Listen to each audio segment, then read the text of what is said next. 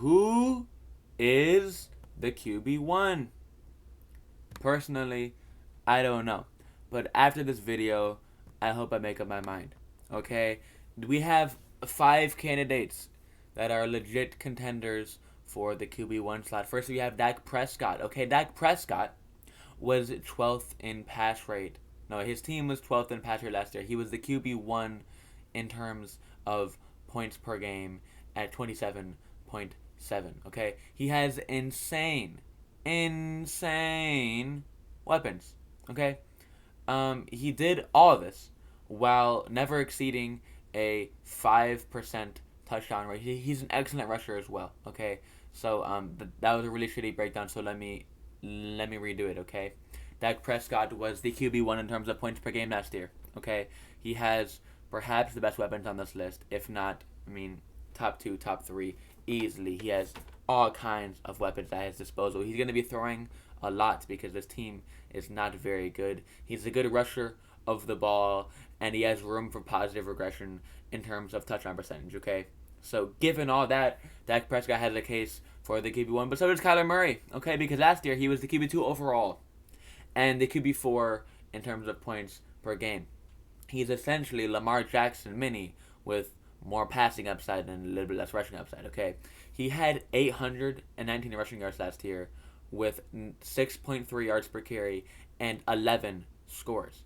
30 progression that may or may not happen puts him in the QB1 convo. Okay, you're getting 800 or so more rushing or more passing yards for about 300, 400 less rushing yards when you're talking about Kyler versus Lamar. Now, let's talk about Lamar next because Kyler and Lamar are kind of the same mold, okay? Last year, Lamar was QB 10 and 9 in the points per game. Ooh. He has back-to-back seasons of 1,000 yards on the ground on 6.9 and 6.3 yards per carry. He will lead all QBs in rushing, and I put that on anything, okay? Last year, he had just 23 points per game, but 2 years ago, he had an absurd 28 points per game, which tops anyone's best season on this list, okay? So Lamar's ceiling is easily the QB1 overall, but he has a little bit lower floor because, I mean, we saw it last year, right? However, Josh Allen, okay? Josh Allen's team was 11th in passing rate. And last year, he was indeed the QB1, but only the QB3 in points per game.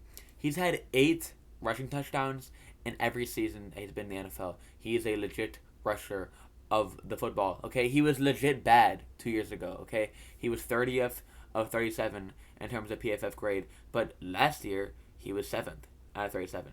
So major strides were made here. He's the most likely to regress out of anyone here, given his major jump from 2 years ago to last year.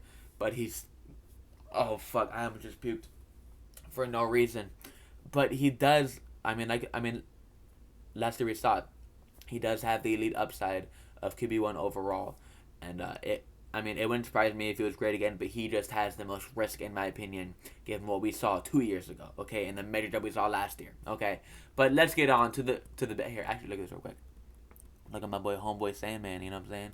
But let's get on to everyone's favorite quarterback, Patrick Mahomes. Last year, his team was 5th in pass rate last year. Okay, and in 2021, he was QB1 in points per game and QB4 overall. Well, QB1 besides Dak in terms of points per game, with a 6.5% touchdown rate. In 2019, Patrick Mahomes was the QB6, and his points per game were 21, just 21.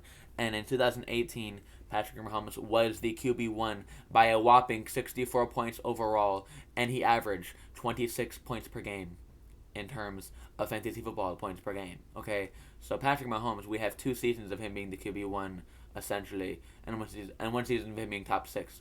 Besides that, he is the worst rusher and most prolific passer of the group. So where do I stand, guys? Where do I stand, and where do you stand? Well, this is a very brief research, but off of this, I'm going to give the nod to Patrick Mahomes, okay? We've seen him be the most consistent. If you draft him, he's going to be a top 5 quarterback, and he has a ceiling of QB1, and he does every year that he has Tyreek Hill and Travis Kelce on his team, okay?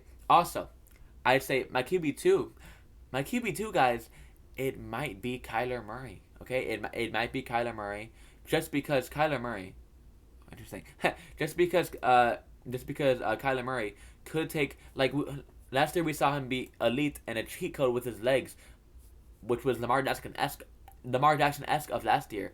I mean, this year they bring in AJ Green, they bring in Rondale Moore. Maybe he progresses as a passer, and boom, he's QB1. He has that ceiling. He's a great rusher. My QB3 though, it's actually going to be Dak Prescott, and this is just like I was saying.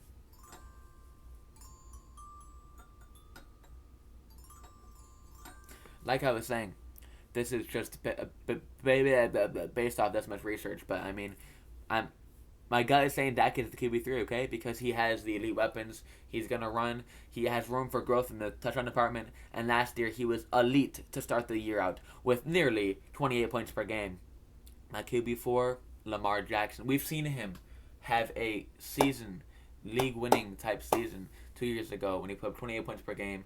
Uh, I believe Rashad helps him out, and he returns to the elite form. But like I was saying, his floor is a little bit lower because he's not a great passer compared to these other guys.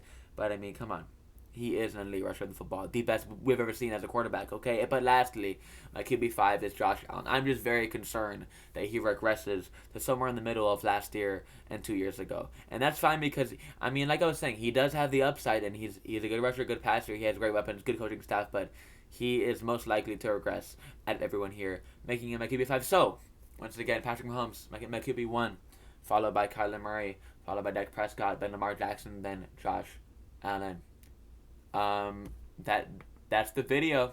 Have a great day.